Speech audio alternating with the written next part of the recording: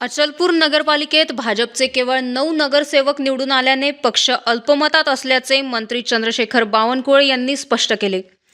उबाठा काँग्रेस व एमआयएमने स्वतंत्र गट स्थापन केल्यामुळे सभापतीपदाची वाटणी इतर पक्षात झाली आहे। भाजपचा एमआयएम सोबत कोणताही संबंध नसून भविष्यातही युती होणार नाही असा ठाम निर्धार त्यांनी व्यक्त केला।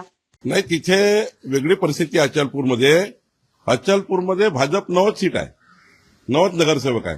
बाकी सर्व काँग्रेस, उबाठा, एमआयएम सर्व निवडून आले आहेत। त्यांनी आपापले गट तयार केले।